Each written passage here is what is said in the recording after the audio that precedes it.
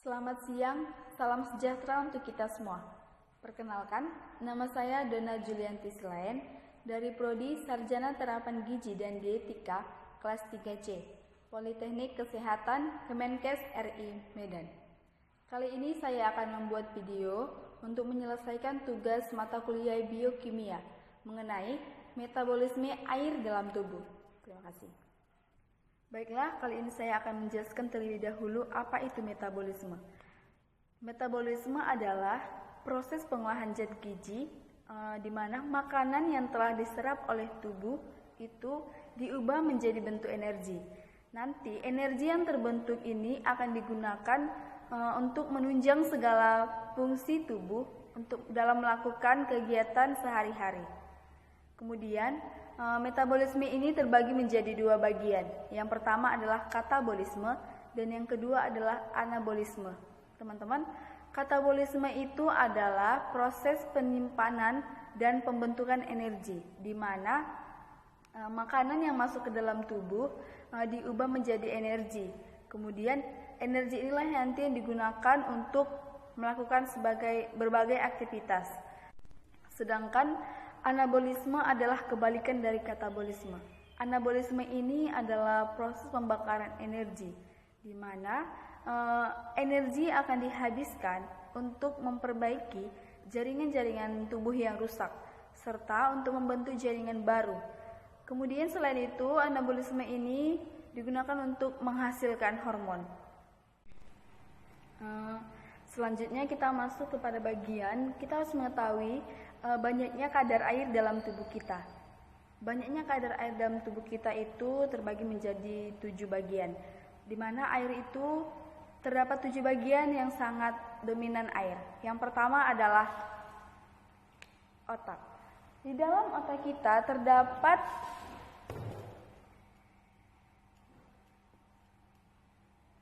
bagian banyaknya air dalam tubuh.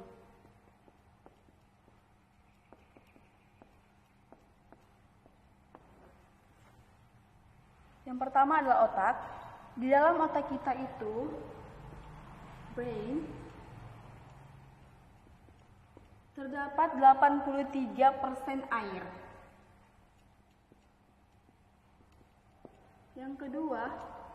Yang kedua adalah kidney. Dalam ginjal kita itu terdapat 83% air.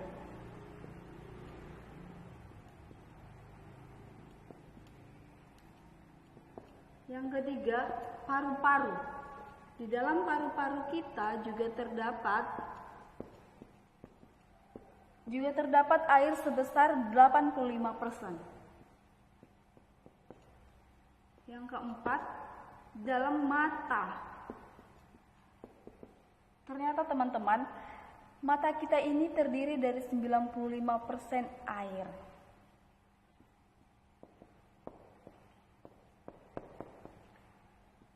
Yang kelima, di dalam hati. Teman-teman, dalam hati kita itu terdapat 75% air.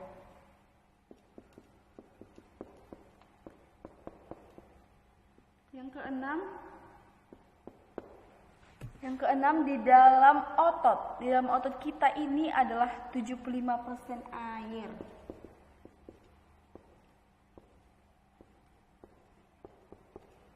Dan yang ketujuh terakhir adalah darah.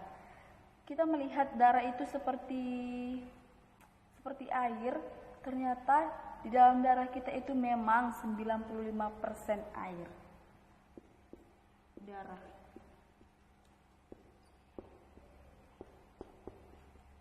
Nah, inilah dia bagian-bagian yang dalam tubuh kita terdapat sebagian besarnya adalah air. Nah, teman-teman, tadi kita sudah mengetahui bagian-bagian dari tubuh kita yang sebagian besarnya adalah air. Nah, sekarang kita harus mengetahui tubuh kita ini secara keseluruhan itu terdapat air sekitar 55-78% air, tergantung dari berat badan kita, ukuran badan kita. Agar sistem pencernaan atau segala sistem dalam tubuh kita ini dapat berjalan dengan baik, tubuh kita harus mendapat air 1-7 liter air per harinya. Kebutuhan itu tergantung dari aktivitas tubuh kita, suhu tubuh, kelembapan tubuh, dan berbagai faktor lainnya. Nah, kita harus memenuhi kebutuhan air tersebut untuk menghindari dehidrasi dan berbagai lainnya yang akan terjadi jika kita kekurangan air. Namun, secara umumnya manusia atau seseorang itu membutuhkan air sekitar 8-10 gelas per harinya atau sekitar 2 liter per hari. Kita harus memenuhi agar kita tidak kelihatan dehidrasi atau berbagai sistem atau segala proses dalam tubuh kita ini tidak terganggu, sehingga kita harus memenuhinya. Selanjutnya kita harus mengetahui apa sih manfaat air dalam tubuh kita. Nah, yang pertama adalah manfaat air dalam tubuh sebagai pembentuk sel dan cairan tubuh. Komponen utama sel selain lemak terdiri air sebanyak 70-85%. Air berperan penting dalam pembentukan berbagai cairan tubuh seperti darah, cairan lambung, hormon, dan enzim. Manfaat air yang kedua adalah sebagai pelarut. Nah, air melarutkan zat-zat gizi dan membantu proses pencernaan makanan.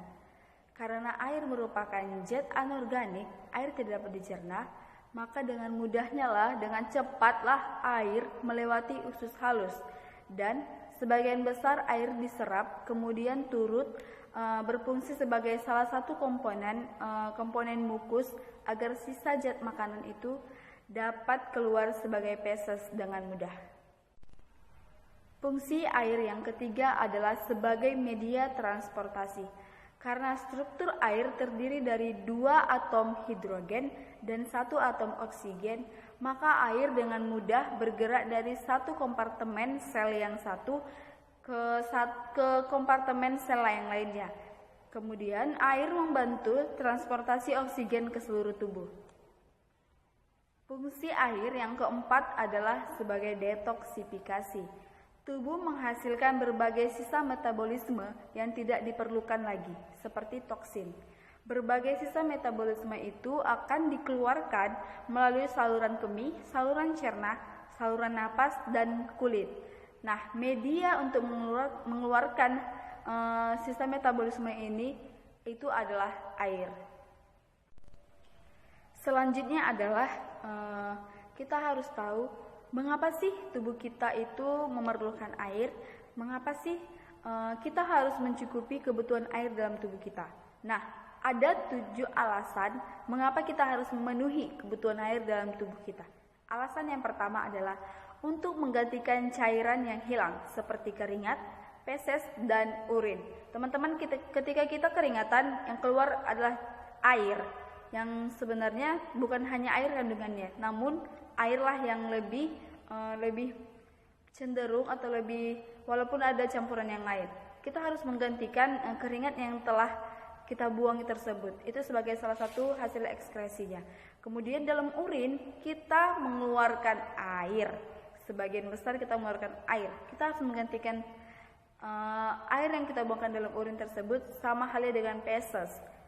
Jika tidak ada air, kita tidak akan bisa mengeluarkan feses. Kita akan kesulitan, kita akan mengalami konstipasi. Nah, alasan yang kedua adalah mengangkut oksigen dan nutrisi ke seluruh sel dalam tubuh. Alasan yang ketiga adalah membantu membersihkan ginjal dari racun. Nah, ini sangat penting. Jika kita tidak ingin racun dalam ginjal kita itu selalu tetap bertahan sehingga terjadi penumpukan yang dapat menyebabkan penyakit suatu saat, maka cukupilah konsumsi air Anda. Yang keempat adalah mengontrol kalori sehingga bisa menurunkan berat badan. Wow, keren sekali ya. Kita bisa menurunkan berat badan kita hanya dengan mencukupi kebutuhan air dalam tubuh kita.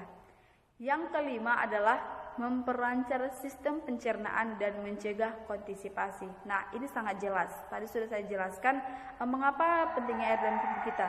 Ketika kita kekurangan air, maka sistem pencernaan dalam tubuh kita akan terganggu. Kita akan mengalami konstipasi karena di dalam feses kita tidak terdapat air. Terjadi pengerasan feses yang itu menyebabkan kita kesulitan sehingga kita mengalami konstipasi. Alasan yang keenam adalah mengurangi bahkan menyembuhkan sakit kepala. Sakit kepala itu terjadi ketika kurangnya oksigen masuk ke otak kita. Tidak ada asupan oksigen, tidak ada penyaluran oksigen yang baik dalam sistem tubuh kita ini, sehingga kita sakit kepala. Itu semua terjadi karena kita kekurangan air. Nah, alasan yang ketujuh adalah membuat dan senantiasa membuat kulit kita ini segar dan cantik. Teman-teman, untuk cantik itu sangat mudah. Untuk cantik itu kita sebenarnya sangat sederhana untuk melakukan hal-hal seperti mencukupi air dalam tubuh kita, seperti rajin mengkonsumsi sayur, buah. Itu sudah sangat cukup untuk membuat kulit kita cantik dan segar.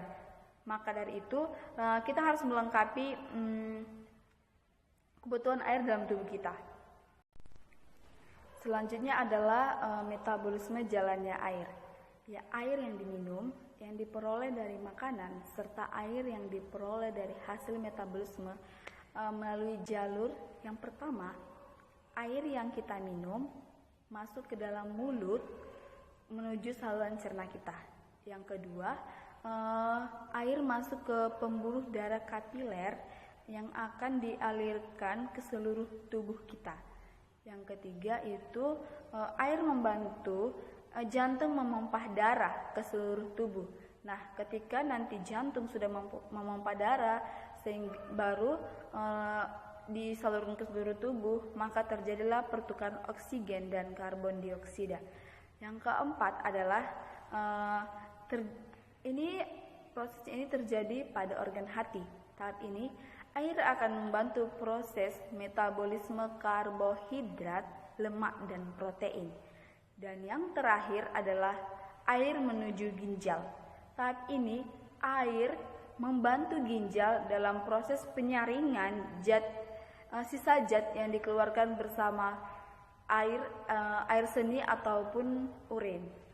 Nah, setelah kita mengetahui metabolisme air dalam tubuh kita ini, kita harus juga mengetahui pengeluaran air dalam tubuh kita.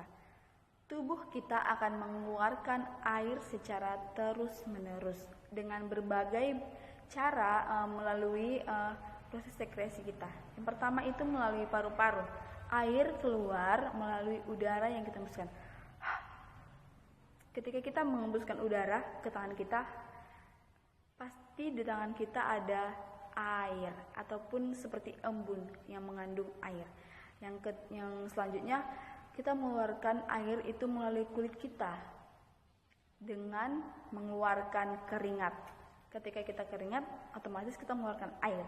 Nah, yang selanjutnya kita mengeluarkan air melalui saluran pencernaan. Air keluar bersama feses.